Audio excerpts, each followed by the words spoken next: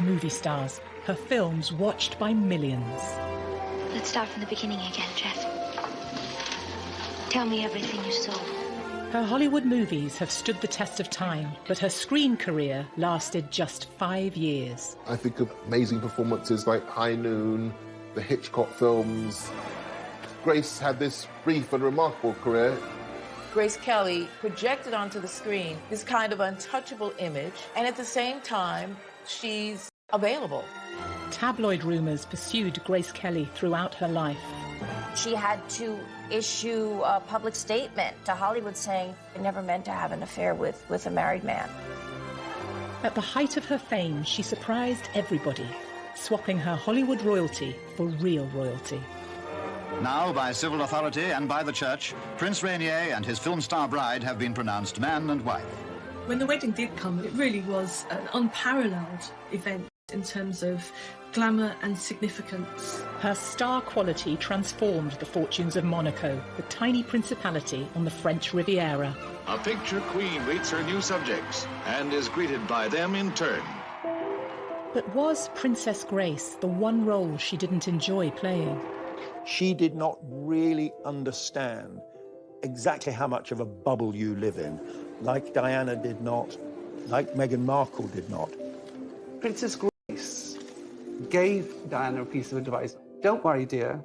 It'll only get worse. And of course it did. What's the truth behind the rumours? As well as an heir, did Prince Rainier demand a dowry payment from Grace? Grace had to show up with not only her glamour and her cachet, but with her checkbook. Those close to the story reveal the truth about her life. A lot of fairy tales do have a dark side to them, and perhaps her life did too. And the story behind her fatal car crash. The car was simply going too fast ever to have a chance of getting round that bend. And so Grace Kelly has died. This, of course, was the end of the romance, and it was terribly tragic.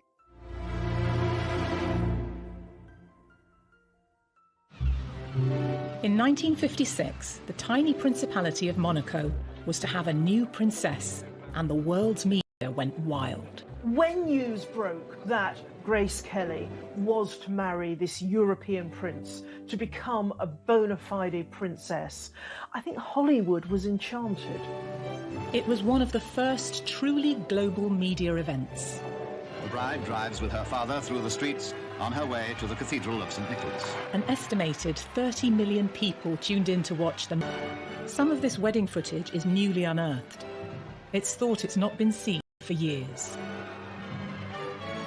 It turns out to be one of the royal spectaculars of the mid-20th century. 600 people in the Monaco Cathedral, a lot of Hollywood greats there, Ava Gardner, Cary Grant, David Niven, Aristophanes Onassis is there. Hollywood just loved it. It was notable that MGM made Grace Kelly a present of the wedding dress. It was designed by a Hollywood designer, Helen Rose, with a huge amount of work and a huge amount of fabric. Now, by civil authority and by the church, Prince Rainier and his film star bride have been pronounced man and wife.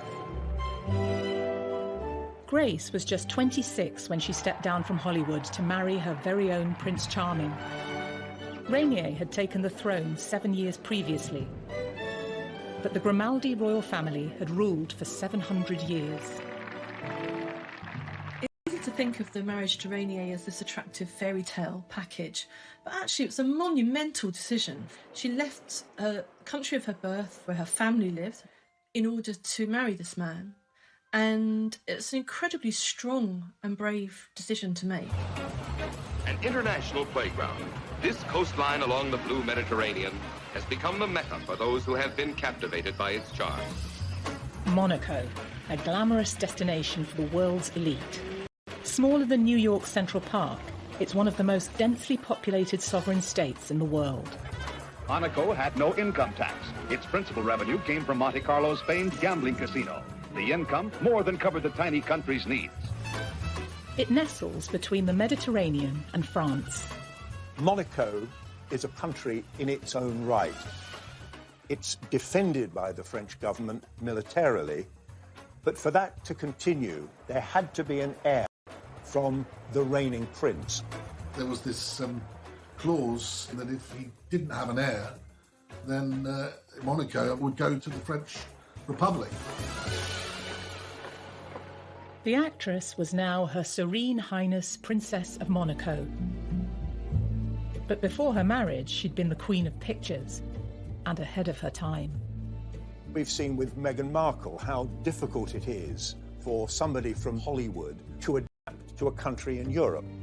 But if you can imagine going back all those years to somebody who was one of the biggest names in Hollywood, moving to a tiny principality where she was the member of a royal family that literally lived in a bubble, it must have been quite extraordinary. He joins Paramount Pictures president Barney Balaban and Mrs. Balaban. Hollywood in the 1950s was in its heyday. Run by the big studios, it sold a glamorous dream as it churned out pictures for the silver screen full of beauty and style. Grace's was not the usual showbiz rags to riches story. She was from a wealthy family from Philadelphia. She'd modelled before being spotted on Broadway and landing her big break in the iconic genre-defining western, High Noon. And will the bride and groom kindly step forward? Grace Kelly was cast as the wife of Gary Cooper in High Noon. And you look on the screen, you can see she's at least 20, 25 years younger than he is. Please, Will, if you just tell me what this is all about.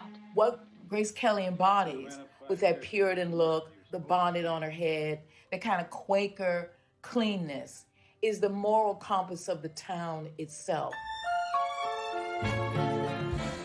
Rumours of on-set romances with her sometimes married leading men became commonplace in the tabloids. Hollywood tended to cast her opposite actors twice her age. Grace Kelly was the opposite of the image that she projected, and a lot of Hollywood wives were not happy with that, but she did what she wanted to do. In the 50s, women had to be pure and untarnished. Grace was a bit of a rebel, but took her craft seriously. Director Alfred Hitchcock would cement her in the public's consciousness forever as the cool, icy blonde. He liked the fact that Grace Kelly projected onto the screen this kind of untouchable image, and at the same time, she's available. Alfred Hitchcock would say, with a brunette and a redhead, you kind of expected explosions, you expected something to happen, but not with an icy blonde. They embodied suspense, which is what Hitchcock was all about. So Grace Kelly was his ideal. Hello. Hitchcock tested this theory in their first film together, the tightly wound thriller, Dial M for Murder. Hello. Grace gives an electrifying performance as an unfaithful wife who is stalked by a crook hired by her cuckolded husband. Hitchcock loved necks, and the rope around the neck was the ultimate thing, the strangulation. So in this scene, the guy throws her backwards in her negligee over the desk, strangling her on top of her. Basically, he's raping her, without doing it, to kill him. That's Hitchcock in a nutshell, and Grace knew exactly what he was doing. This is Hitchcock's most blatant statement about her as his muse.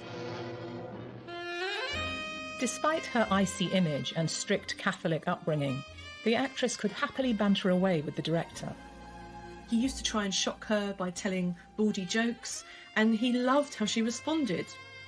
Famously, he said, "Do I shock you, Miss Kelly?" She said, "Oh no, I went to a girls' convent school, Mr. Hitchcock. I heard all those things by the time I was 13. Grace was always seen as this perfect 1950s lady. But deep down, she was a very independent and driven person. And, she wasn't afraid of having a sex life. She wasn't afraid of having affairs. She wasn't afraid of following her heart. Grace followed her heart during filming on Dial M for Murder and had an affair with her on-screen husband, Ray Milland. It put her fledgling career in jeopardy. She really messed up when she had an affair with him. She had to issue a public statement to Hollywood saying, I never meant to have an affair with a married man. Growing up, Grace was said to have had a difficult relationship with her family. She defied her father to become an actress. He didn't see her as having any of the star quality that everybody else could see. Grace Kelly always had to prove something to her father. She was the third child of four. So it wasn't that Grace wasn't loved, but she maybe wasn't noticed. Intelligent and from a wealthy family, her background certainly drove her on to succeed. If her hard work with Hitchcock had boosted her career, her next film, the modest romance Country Girl, would be the making of it. Oh, no, not me, thank you. I'm just a girl from the country. The theater and the people in it have always been a complete mystery to me. In minimal makeup and unfashionable clothes, Grace was cast against her icy blonde type as the wife of an alcoholic singer played by Bing Crosby. When did you get these, Frank? Last night after you fell asleep. No more, Frank. It was rumoured they carried the relationship off-screen too. When we get to Boston, I'll get you some sleeping pills. Even in The Country Girl, playing in those incredibly dowdy clothes, Grace made it look good and classy. Whether you like it or not, Frank's weak. He's a leaner. And I happen to be the one he leans on. Hollywood loves to reward actors and actresses who gain weight or lose weight for pictures or who look very dowdy and very much against their elegant image. Just 25 and one of the youngest ever Oscar winners when she lifted the coveted trophy. The Oscar was presented by rumoured former flame William Holden. I can only say thank you with all my heart to all who made this possible for me. Thank you. After just 4 years in film, she was the toast of Hollywood. The success of The Country Girl was a pivotal moment that not only changed her professional life, but personal life too. It was through the film she met Prince Rainier of Monaco. It's a strange series of coincidences that brings Grace and Rainier together. She was asked to go to the Cannes Film Festival to promote The Country Girl, and then Parry Match wanted to do a photo shoot, so they were thinking, how can we have an interesting photo shoot? How about Hollywood royalty with actual royalty? The magazine arranged for a PR shoot with Rainier at his palace in the Principality. He'd ascended the throne in 1949, a dashing war hero. He'd seen action and was awarded the French Croix de Guerre with Bronze Star. 6 years Grace's senior, their meeting didn't get off to the best of starts. The electricity was out in her hotel, so she had to wear a frumpy dress and style her hair herself. She had to pull it back in a bun. She also didn't have a hat. She didn't know she was supposed to wear a hat, so she borrowed a friend's really hideous floral headdress.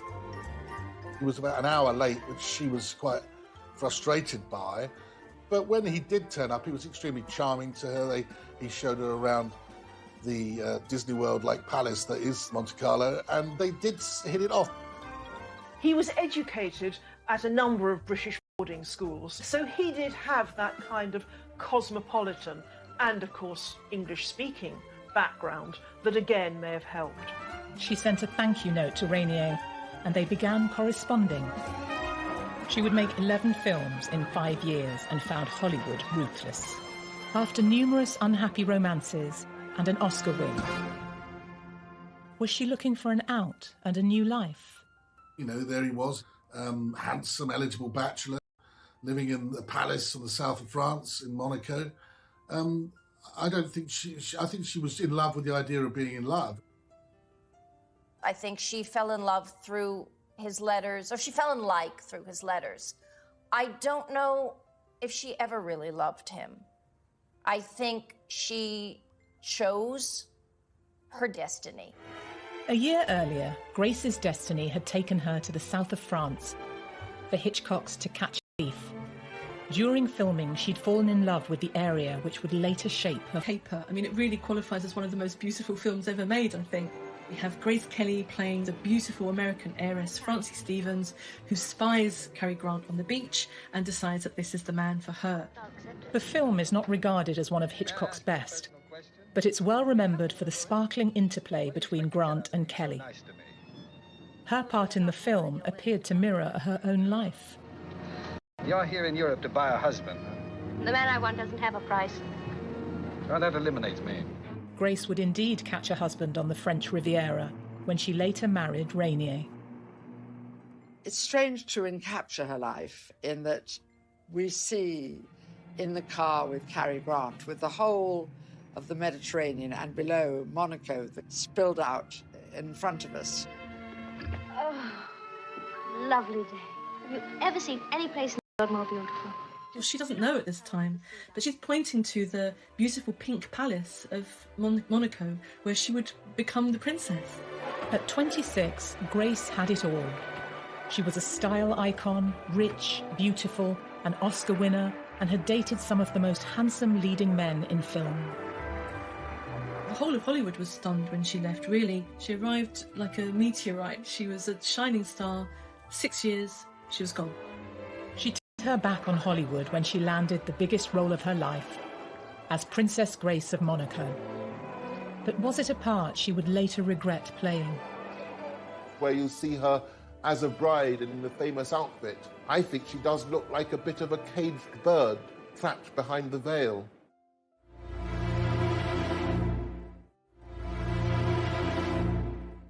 The Principality of Monaco, an independent state with its own rulers and its own laws. Monaco was already well known for attracting the jet set.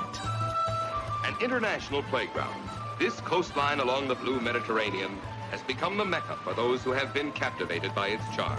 Its new ruler, Prince Rainier, was the only son. He'd become the direct heir on his 21st birthday. He now wanted to make his principality the ultimate paradise. Not just for millionaires, but wealthy tourists too. Cameras are not allowed to show the faces of gamblers in the casino. Greek shipping tycoon Aristotle Onassis was one of the principality's big players. It's often said that Mr. Onassis now controls Monte Carlo. Is that true? His headquarters for his ships and all that are here in Monte Carlo, but he never owned Monaco or anything like it. Is he friendly with Prince Rainier? Why, yes. It's rumoured the prince's friend hatched a plan to enhance Rainier's and the principality's fortunes. So what you really need to do is marry a movie star, and that will bring back all the glamour to Monaco. So Onassis himself created a short list of actresses for Rainier to marry. Was Grace Kelly just one of a number of candidates in the mix? Screen goddess Marilyn Monroe, one of Grace's contemporaries, was supposedly on the shortlist but turned him down. Marilyn Monroe kept referring to Prince Rainier as Prince Reindeer. Whether she did it because she was playing dumb or whether she really did not want to give up a movie career, who knows? But she kept saying, well, I don't know if I want to marry Prince Reindeer. Rainier had been in a long affair which had broken up. He found it very, very difficult to sort of meet a woman on equal terms without being harassed and speculated about. It was rumoured Prince Rainier wanted a glamorous and rich wife for another reason too. There's a law in Monaco that if the prince dies without a male heir, Monaco becomes part of France. At their first meeting in Monaco in the spring, Rainier had been charmed by the beautiful, witty and successful Grace Kelly. Around 8 months after their photo shoot, he set sail for America to meet her family. Within 3 days, he had proposed to Grace, and in that time, according to her sister, they fell very much in love. And then a press conference was told that the Prince of Monaco had chosen his princess, and his bride-to-be never looked lovelier. But behind the cameras, there was said to be a tough business deal Rainier wanted thrashed out. In line with royal custom, he allegedly wanted a large dowry. But to the American Kelly family, this seemed bizarre. Grace Kelly was expected to bring to the marriage not only her high-profile glamour, but also quite a large cash dowry, $2 million. When this was first put to Jack Kelly, her father, he said, my daughter Grace doesn't have to pay anyone to marry her. When Rainier came to visit him, he was like, hey, I'm the king of Philadelphia. You're in my kingdom now, mister. Grace was determined, despite her father's reservations. There was this sense, in a way, that this was the ultimate role. The information about the money remains unclear. Full financial details of any dowry have never been disclosed. But it's rumoured the wealthy actress may have stumped up some of the cash herself. Grace had to show up with not only her glamour and her cachet as an Oscar-winning. The people of Monaco received the news of Prince Rainier's engagement with joyful enthusiasm. After the wedding, this delightful actress will be known as Her Serene Highness, Princess of Monaco. With the marriage brokered, Grace was still under contract with the studio and had one more film to do, a musical. She was going out on a top note. Grace's final film was High Society, by which time she was engaged to Prince Rainier, and everyone really knew that this was the last film before her wedding. In the best tradition of Hollywood musicals, High Society combines witty and energetic songs with a feel-good storyline. In an echo of Grace Kelly's true-life romance with Prince Rainier, the film revolves around Bing Crosby's attempts to win her heart. I would like to talk to you. Rainier visited the set, as their own wedding was only weeks away. You lost a little weight, haven't you, Sam? She's very thin in High Society. It was a very stressful whirlwind time for her. I just want to know what you are doing here the day before my wedding. It's quite extraordinary to think of Rainier being around the set. He was this world-famous prince, they were going to get married, it was all romance, and they were able to spend a bit of time together as a result, getting to know each other. Get in. Did Rainier also want to keep an eye on Grace? Her other co-star, Frank Sinatra, was a renowned womanizer, while Crosby was apparently an old flame, constantly wooing her in the movie with romantic ballads. While I give to you and you give to me true love. Grace is on the yacht with Bing Crosby, and they're singing True Love. And I guess people were thinking that really is mirroring what's going on with her. And of course, it would have been wonderful fodder for the gossip columns. Miss Lord, would you please lift your chin? I thought In a publicity coup for the studio, the actress wears Rainier's ring in the film. Hey, that's some rock you got there, Sam. Do you mind that yourself, George? It was a stunning emerald-cut diamond. It rapidly became one of the most famous engagement rings in the world. She was wearing this great gift from the man in her life while she was leaving her old world behind. Sort of couldn't write it in a fairy tale because nobody would believe it, but it did happen. But you're sensational. There's also the idea that she's kind of sending herself up a little bit in High Society. There's the number You're Sensational when Frank Sinatra serenades her. It's a very sexy number, Bronze Goddess. This icy Femme is Frigidaire. He can see beneath that and beyond that actually she's sensational and that she's warm and sexy and fun. 'Cause you're sensational. As Grace left Hollywood, she might have hoped she'd be back on a film set one day. But this was before Women's Lib, and now her career was out of her hands and in her fiancé's. You said that whether or not you continued your career after your marriage would depend on... Yes, that is the decision the Prince made. Has it already been discussed, may I ask? Oh, yes. I think probably Rainier was controlling. He was older than Grace. He had come from that social background where girls were girls, decorative, and men ran everything. The marriage would be the end of her incredible award-winning career. Within weeks, Grace was leaving her old life behind. It was an amazingly short period between the end of High Society and the time when she had to leave for Monaco, roughly a month. Grace and her family sailed to Monaco on an 8-day voyage. The move to Monaco is a very, very dramatic change in her life and slightly terrifying step So she surrounds herself with lots and lots of activity. It's a very exciting thing, and I'm very, very happy. Of course, I'm a little sad to be leaving home, but I hope to be back quite often. Here was the princess coming into this amazing port in Monte Carlo, and it seemed everybody who lived in Monaco was out in the streets. It was the stuff of fairy tale. It made headlines around the world. The shot was picture perfect, but was the fairy tale real? Would Grace miss the old life she left behind? And would she soon come to tire of her new role? A lot of fairy tales do have a dark side to them, and perhaps her life did too.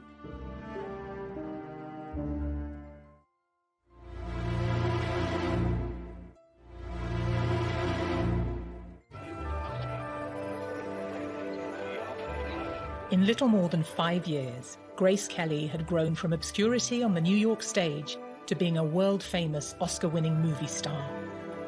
And now her life story was about to take a more romantic twist as she became a real-life princess. Joyous day of the religious wedding. It's 10:30 and the morning sun shines brightly. Grace married Prince Rainier in Monaco over the course of 2 days in April 1956 in both civil and religious ceremonies, an event now...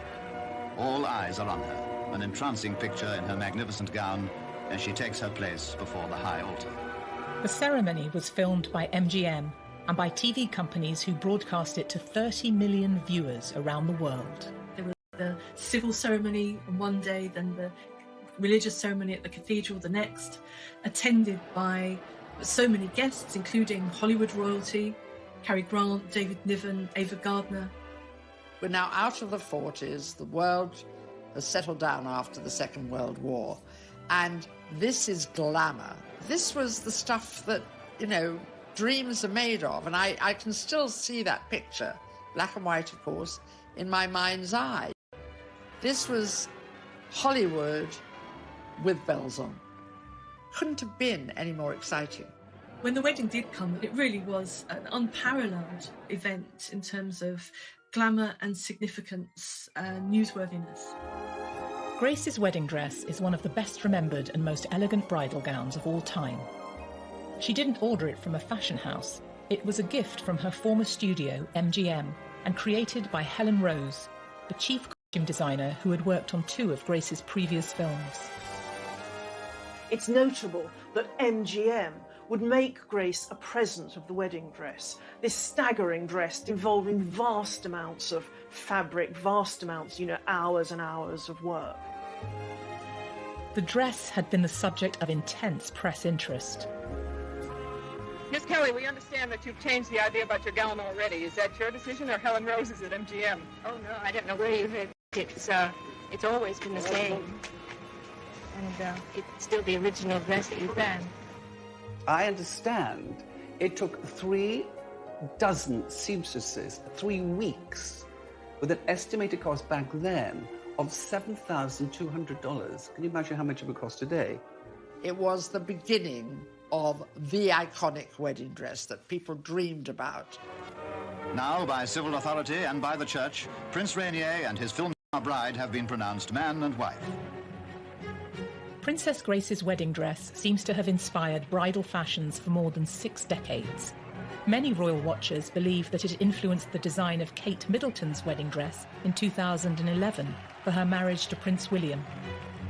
I was reporting for Catherine's wedding, the Duchess of Cambridge's dress, and as soon as I saw it, I thought, Princess Grace. I can see the similarity. I can see slightly the high collar, lots of lace, and sure with Catherine.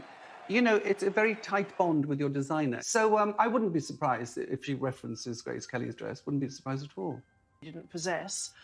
She wore this little sort of Juliet cap, beautifully embroidered and decorated, which again allowed a sight of that very beautiful face. Grace and Rainier had invited many VIP guests, such as the Aga Khan of India and the Greek shipping magnate Aristotle Onassis, who first came up with the idea of Rainier marrying a Hollywood star to raise the profile of Monaco. But the restrained European monarchs of the 1950s stayed away. It's said that Queen Elizabeth II in England said, no, I'm not going, far too many celebrities, far too many Hollywood types. Maybe they were slightly sniffy, and in fact later Grace became very, very friendly with the British royal family. But certainly they didn't seem to be rushing to Monaco. Yes, indeed, it certainly was a great day in the long history of the Principality. A great day for the loyal people of Monaco.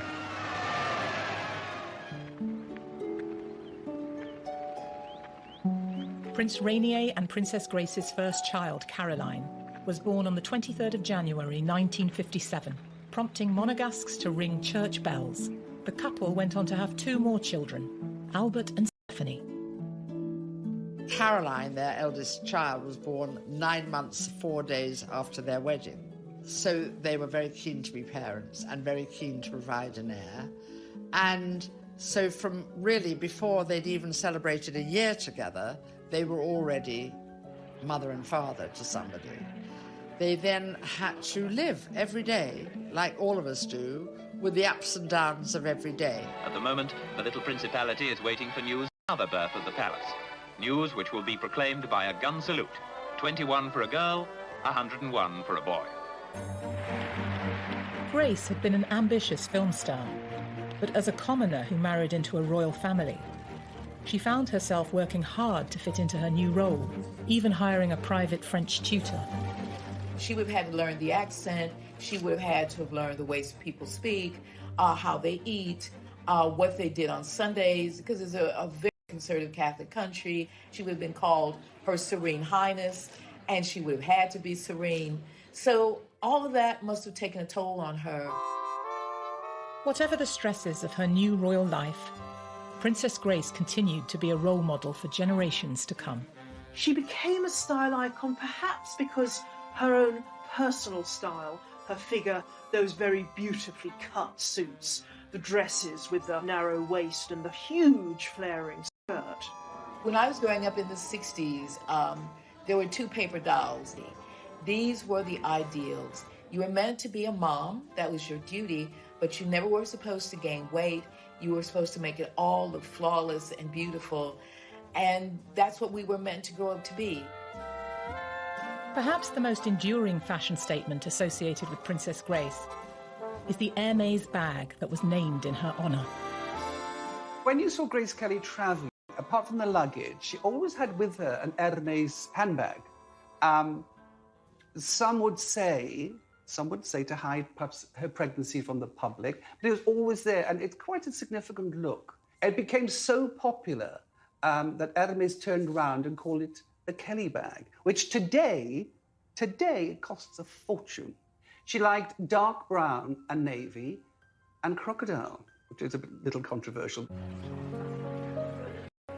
On their engagement, Grace and Rainier had announced that she would stop making films after the wedding. But rumours circulated of tensions in the marriage, that Rainier banned Grace's films from being shown in Monaco and tried to buy up all the copies. As with so much about Grace and Rainier, there's rumours that Rainier banned the films, but I'm not sure that that's convincingly the case, because the films were out there. I mean, she made some of the greatest films in movie history. It's like it's great in a story that somebody's made up third hand. The idea that he's going to ban Mogambo or To Catch a Thief or whatever is sort of ridiculous. It seems that she hadn't quite realised how completely she would have to give up her career. Because it wasn't that long into the marriage that Alfred Hitchcock came calling with a very, very spectacular role. In 1962, Alfred Hitchcock offered Grace the chance to make a 4th film together.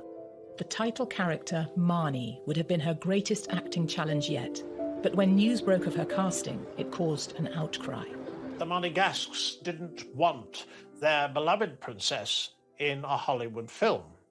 They certainly wouldn't have, I suspect, if they'd known that there was a rape scene in the film. Despite the controversial script, Rainier was apparently relaxed about his wife taking part. But Grace was forced to withdraw after suffering a miscarriage, the second since the birth of their son Albert in 1958. She wrote to her friends saying that it was a catastrophe and she was very, very shaken. She also then wrote to Hitch and said, "I'm terribly sorry, I can't do the film." He said, "It's only a movie, I entirely understand why." Alfred Hitchcock eventually cast Tippi Hedren in Grace's role. The devout Monegasques might have found the trauma. Sean Connery rapes Tippi Hedren in this film. It's in a marriage, and in those days, that rape didn't exist legally in marriage. But that's what happens. Of course, we can't see it, but it's implied.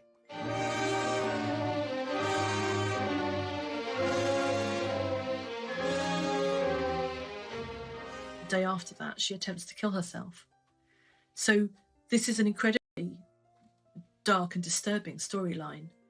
It's very hard to see Princess of Monaco playing that role. I'm sure Rainier didn't want Grace to take part in that. Biographers later contradicted the rumours that Rainier had effectively killed off Grace's acting career. I think it was a great source of sadness to Grace that she wasn't able to play Marnie. And I think that she then had to accept, really, that she wasn't going to go back to Hollywood and make Hollywood films again. Gossip was rife about Rainier's controlling nature, and the rumours about their relationship continued in the years ahead. There were rumors of various, what they used to call toy boys, and she had a flat in Paris, and there were all kinds of stuff about affairs and all of this. She was a good person, and she didn't hurt anybody.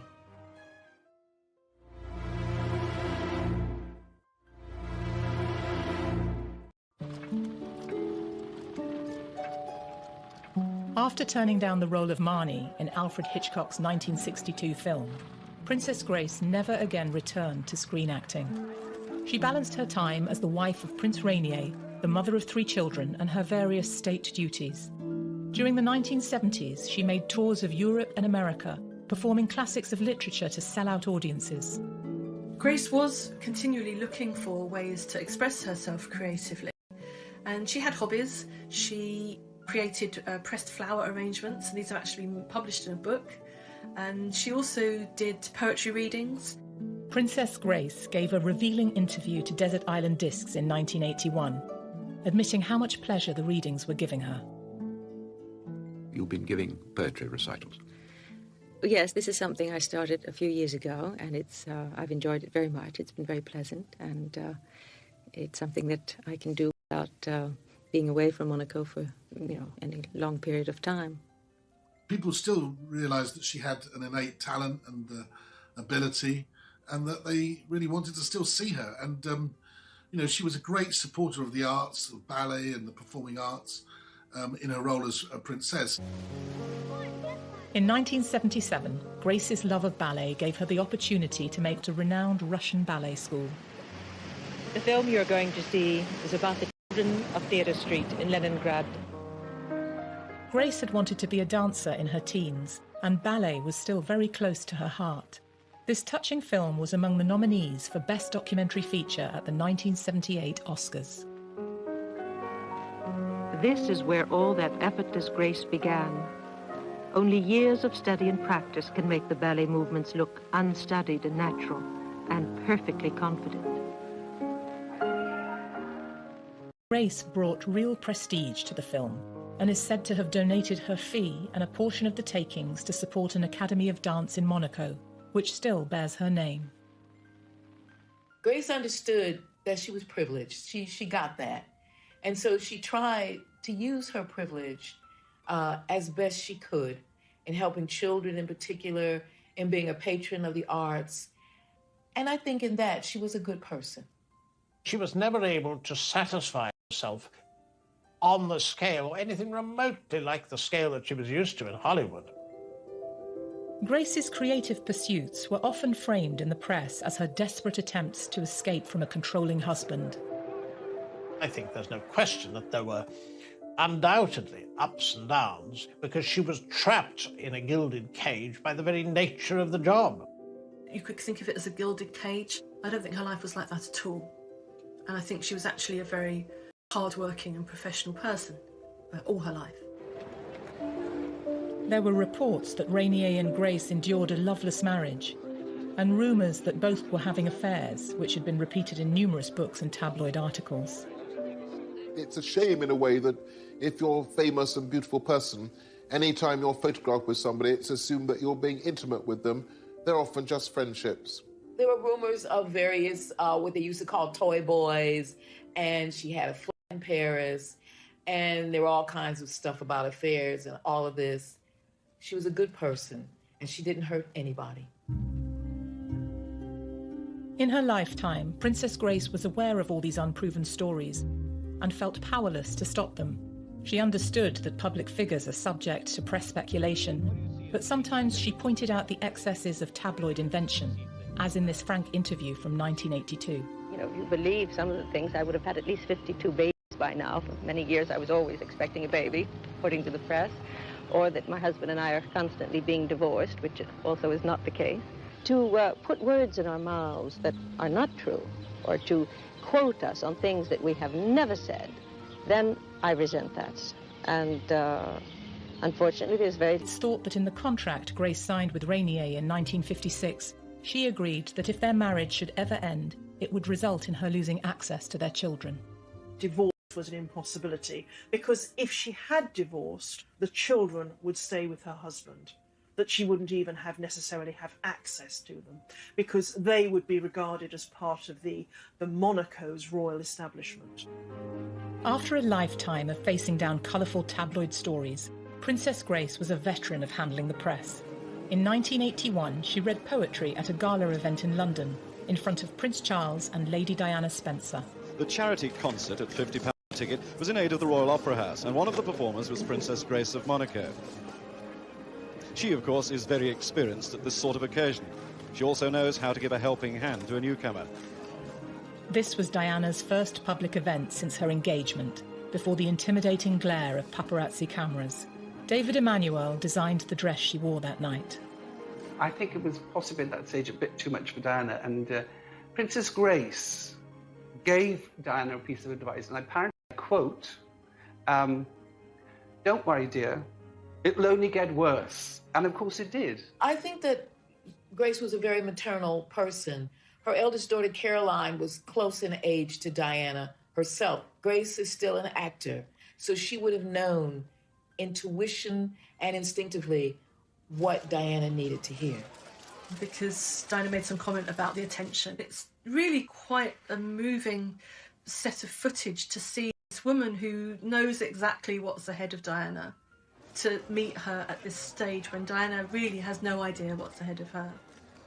She made the news, and when she didn't make the news, in her mind, the news was made up about her. She did not really understand exactly how much of a bubble you live in, like Diana did not, like Meghan Markle did not. Away from the rumours about her unhappy marriage, Princess Grace was also said to have faced health issues during her later years, especially migraines, possibly connected to her lifelong issue of poor eyesight. She also had a minor car crash. She had been involved in an accident driving a black London taxicab, which was owned by the royal family in Monaco. It wasn't a major accident. She hit another car. But that led to the theory that she was never comfortable behind the wheel of a car. Later, tabloids like the National Enquirer would go much further. In its famously salacious style, the paper claimed that before her death, Grace was trapped in a nightmare world of tranquilizers, depression and loneliness. But also have been a sign of other health issues. She was in her early 50s, perhaps the time of the menopause. There were stories that she was lonely. There were stories that she was depressed. I think trying to keep 3 kids in order and trying to make sure they're happy and they're not doing things they shouldn't do, it's going to be hard. Perhaps the most surprising story of all was that Grace allegedly joined a cult, the Order of the Solar Temple, which had branches all over Europe and Canada. They filmed their rituals in grainy, poor-quality videos. Filmmaker David Cohen dug deep into the story of Grace's involvement. Grace Kelly had gotten mixed up with an order that was into all kinds of criminality under the disguise of spiritual wisdom. When we first got this story, allegation, we were, of course, skeptical. In exchange for the promise of enlightenment, Devotees were expected to hand over substantial membership fees. The cult was run by Luc Jouret, a doctor, and Joseph de Mambro, a businessman convicted of fraud. In their hands, the order had become a front for money laundering and arms dealing. We traced the abbey where Grace was inducted into the order in a ceremony which was semi-sexual at least. The order made news in the 1990s when disturbing reports showed several of their temples destroyed by fire and 74 devotees dead, including the order's leaders, Jouret and de Mambro. As theories shift between murder and suicide, police can confirm they're investigating an international money laundering operation by certain cult members. The story of Grace and the cult was broadcast in 1997. A spokesman for the furious Prince Rainier described it as a cheap shot at someone who couldn't answer back. One of the things that I learnt in many, many years as a reporter, particularly covering the royal family, is that when journalists get together in large numbers, any number of bizarre stories can come out. Was Princess Grace part of some bizarre cult? Personally, I would regard stories like that as most likely nonsense, most likely fabrications, but who knows? On the 13th of September 1982, Princess Grace and her daughter Stephanie set off to Monaco from their hilltop home in France. Grace had vowed not to drive again after her previous crash, but she took the wheel and followed a route that one of her movie characters had driven more than 25 years earlier. In Alfred Hitchcock's rousing thriller To Catch a Thief, Kelly gave a thrilling performance while also giving Cary Grant a scare. Slow down. And let them catch us? In the film, they'll down the hairpin bends for real to ensure that Stephanie made it onto a train back to school in Paris. She'd had accidents before, maybe didn't drive that frequently. It's very sad that she seems to have been driving the day of the terrible accident. So they go over the hill and it's catastrophic. As Princess Grace and her daughter Stephanie were rushed to hospital, a rumour mill of wild conspiracy theories was already running up to full speed. The mafia was supposed to run Monaco, so they did something to the brakes as a message to Rainier. It couldn't just be as simple as driver error, that there had to be some kind of meaning in it.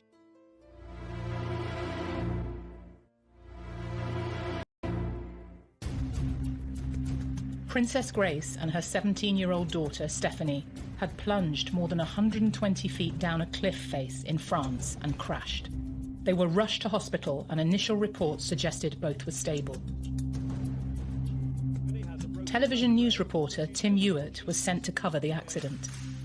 Immediately after the crash, the royal spokesman in Monaco said very, very little about it. They carried on almost as if nothing had happened. They did not want to cause panic or alarm, and royal press officers in that situation always steer a more cautious path. First, the opinion given not only to the public but to her family in the States was that while injured, she was expected to recover. It was confirmed that fortunately Stephanie was in a stable condition. Princess Stephanie has a broken vertebrae, but she's fully conscious, sitting up in bed and eating normally. If you look at the pictures of that car after the crash, it really is actually quite extraordinary that Stephanie survived. Locals waited desperately outside the palace for news about Grace. The day after the accident, the announcement came. Princess Grace of Monaco had died, aged 52. The palace spokeswoman in Monte Carlo said that when the princess died, her husband, Prince Rainier, and her 3 children were at her bedside. Well, Monaco was in a state of shock, a total state of shock. She was a hugely popular figure. This nation went into a complete state of mourning. She was beloved. Nobody could believe it was over. Her death has stunned the Principality. Business is closed out of respect. Everywhere flags flew at half-mast. Even the famous casino locked its doors until tomorrow. Princess Grace's funeral was broadcast around 100 million people. It captured the grief as hundreds in Monaco mourned the loss of Princess Grace. The Principality of Monaco has been in mourning since Princess Grace died on Tuesday, and today only the people who live here were allowed onto the streets around the royal palace to watch her funeral procession go by. It was a morning of intense emotion. The princess was an enormously popular figure. Her death has come as a painful blow. Just as her wedding had been beamed round the world, of course, her funeral, those years later, was beamed round the world. This, of course, was the end of the romance, the end of the Cinderella effect, and it was terribly tragic. Whatever mystery may surround the death of Princess Grace is for the moment overshadowed by grief. Doing the job that I was doing, and I did for many, many years, you're frequently exposed to extremes of emotion, people in distress. I think that trip to Monaco was one of the more intense that I did, because there was genuinely there a quite extraordinary sense of grief. Many, many places that I went to and events that I reported on, I've forgotten, but not this one.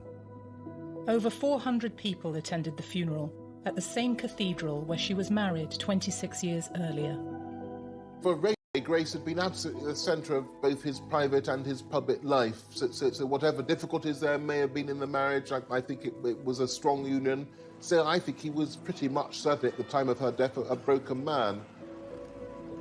The news reports from the day captured the family's heartbreak. As Rainier walked alongside his daughter Caroline and son Albert, they were caught in the full media glare, unable to hide their anguish. You only have to see the pictures to see how distressed the members of the family were. Prince Rainier was distraught. There were rumours that he would abdicate in favour of Albert, who was still, of course, quite young, because he couldn't go on without Grace. Princess Grace's global impact was clear to see. Family, royalty, celebrities, and people the world over were united in the loss. A number of her old friends from Hollywood came. Cary Grant, James Stewart gave the eulogy, saying that she was the nicest person he'd ever known. Grace's life of Hollywood stardom, royalty and tragedy continued to play out even after her death. And apparently it was Princess Diana herself who was very insistent with the Buckingham Palace establishment that she should be allowed to go. Diana herself was to die in a car crash 15 years after Princess Grace. Of course, one of the most tragic elements of the funeral is that Stephanie was still in hospital, not able to attend her own mother's funeral.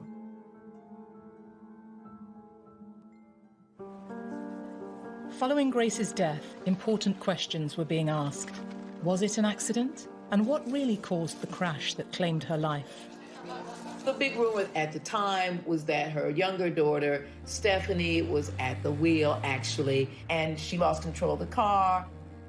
Stephanie eventually said, "I've actually lived through the last moments of her life. Can I please be left alone?"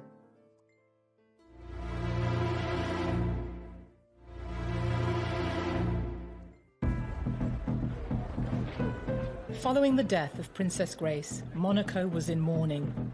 But immediately, questions were being asked about what caused the accident that claimed her life, and speculation spiraled. When someone that famous dies young and that suddenly, there's almost a feeling, as with the death of Princess Diana or of James Dean, both also car crashes, that it couldn't just be as simple as driver error. Oh, there were all sorts of rumors, like, the mafia was supposed to run Monaco, so they did something to the brakes. And then the kind of cult she was supposed to have been a part of, and she was going to blow the whistle on them, and so they took care of her, stuff like that. The palace insisted brake failure had caused the crash, but questions were asked as to why Grace was driving at all. Rainier did not want Grace to drive, not just then, but for a long time before that, because she had terrible eyesight and wouldn't wear her glasses, and because she'd been having these debilitating headaches, and because he knew she didn't like driving.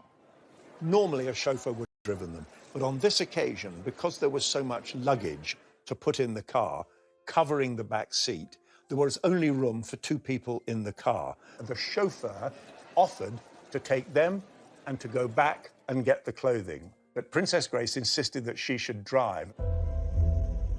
There were rumours that Grace's daughter Stephanie was driving at the time of the accident. The big rumor that actually survived at the time was that her younger daughter, Stephanie, was at the wheel, actually, and she lost control of the car, but she was underage, and so they covered it up. The suggestion that Stephanie was driving came out very quickly after the crash, because when the car landed on its roof, the first people to get there to help saw Stephanie emerging from the driver's door of the car. However, a witness came forward confirming he saw...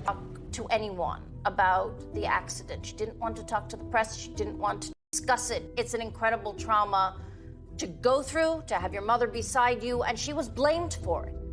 It was revealed in the press that Stephanie attempted to stop the car. So the mystery of what happened on the twisting mountain road into Monaco appears at last to have been cleared up. Princess Grace, according to tonight's medical reports, was driving. As the car careered out of control, her 17-year-old daughter Stephanie desperately tried to reach the steering wheel. There was nothing she could do, and the Rover plunged over a steep ravine. Did the brakes fail? Well, that was one theory. There were no skid marks in the road where the accident happened.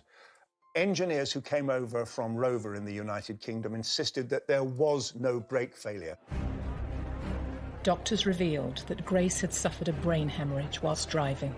It's thought that, although she thought she had her foot on the brake, it could have well been on the accelerator. Stephanie and Grace got in without putting their safety belts on. The car, the fall, had pushed her mother towards the back street, and Stephanie had not been able to get out of her own seat, which had been bashed, so she had to wriggle out of the driver's seat, and she tried to shout, "Please take us to Monaco." Princess Grace suffered a second hemorrhage in hospital, most likely caused by the accident. The medical staff, led by the hospital director, Professor Charles-Louis Chatelain, finally had to tell Prince Rainier his wife had no hope of recovery. The prince asked for the machine to be switched off. The doctors have said, had she been, at home sitting on a sofa, she might have been fine 5 minutes later and nothing happened. Unfortunately, she was at the wheel of a car, and that car was on these very bendy roads on the side of these very, very steep cliffs. Stephanie eventually said, "I've actually lived through the last moments of her life, really. Can I please be left alone?" And Rainier himself said, "It's tragic enough on its own without repeating these terrible stories." After losing his beloved wife of 26 years, Prince Rainier never remarried. After the funeral, Rainier was really not to be seen, and he lived on over 20 years more as a widower. Prince Rainier died aged 81. He was buried next to his late wife in the Grimaldi royal family vault. Grace Kelly embraced her role as princess, but could never escape the goldfish bowl she existed in, fueled by her Hollywood fame. Her movie career, all Hollywood actresses. She's absolutely continued to be a legend. Her star power has never diminished. In a sense, an awful sense, her terrifying death actually just gave another element to her legend. She had an extraordinary life. She had the best of Hollywood. She had the best of royalty. And she actually contributed so much to the small country who will remember her forever. Her presence is felt everywhere, whether it's the Princess Grace Theatre or her patronage of the arts. And clearly, I think it's fair to say that her name will forever be associated with Monaco. Grace rarely gave interviews, but less than 3 months before her death, she spoke publicly. In the revealing conversation, she answered personal questions about her legacy. I would like to be remembered as trying to do my job well, of being understanding and kind. No, I'd like to be remembered as a decent human being. When we say that Princess Grace was the ultimate fairy tale heroine. Perhaps we remember that fairy tales do have a darker side to them too. It does really seem as though she is someone for whom all the fairies aligned to give her all the gifts that, whether or not they gave her a perfectly happy life, gave her the kind of iconic status that lasts.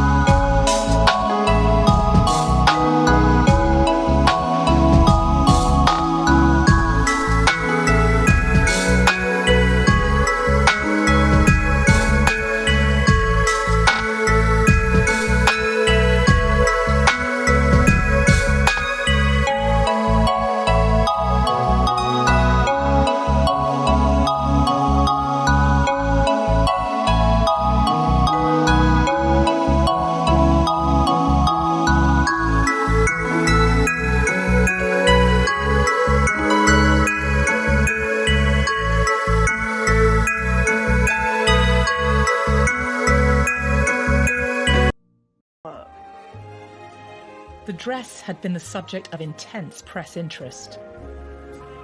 Miss Kelly, we understand that you've changed the idea about your gown already. Is that your decision or Helen Rose's at MGM? Oh, no, I don't know where you heard it. It's always been the same. And it's still the original dress that you found.